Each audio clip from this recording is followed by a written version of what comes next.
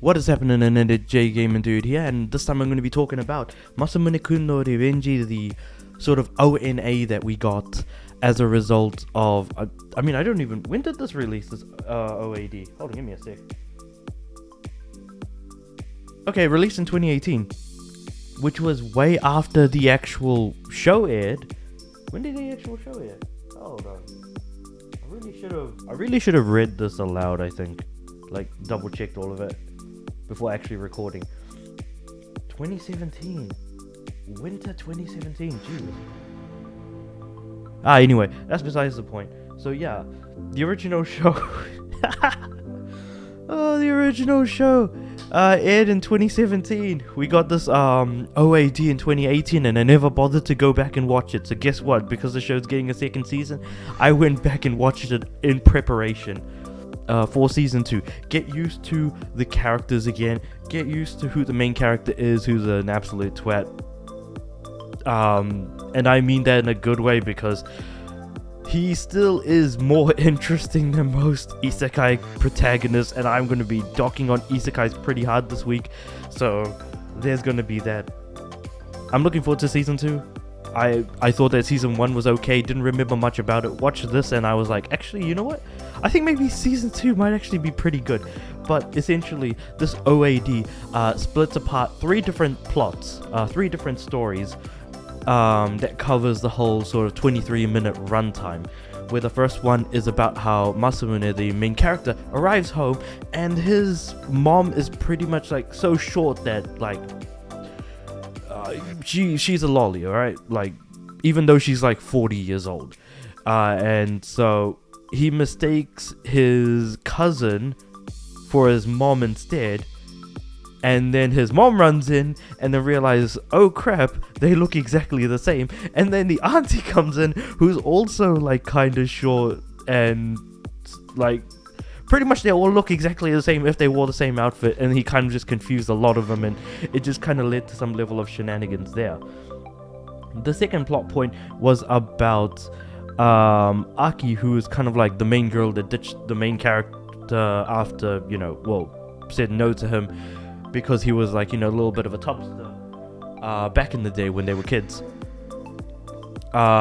She goes to like an island so she goes to an island because she's like, this sort of rich girl type, and they just kind of, hang out, and again, shenanigans ensue on that island between her friends, and an older lady who I can't remember what her relationship is with the characters. So I guess it didn't do a great job of like reminding me, but granted, probably should have watched this about 5 years ago when it came out, I guess. And then the final plot, or the final little short story, is about Yoshino, who is the sort of maid to Aki, who is kind of the main girl of the series. And she goes out on her own, dressed up, and for once she's able to do what she wants, but realizes that isn't what makes her happy, and that in fact it's serving Aki that is what kind of keeps her going on her day-to-day, what makes her happy on her day off. The fact that, she generally doesn't get one, and so when she finally does and she gets all of that freedom, it's kind of like, well, what do I want from this, being in this point of serving someone else the whole time?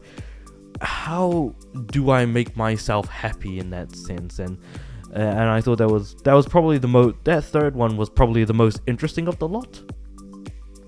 But yeah, it's less, that one is significantly less about shenanigans ensuing.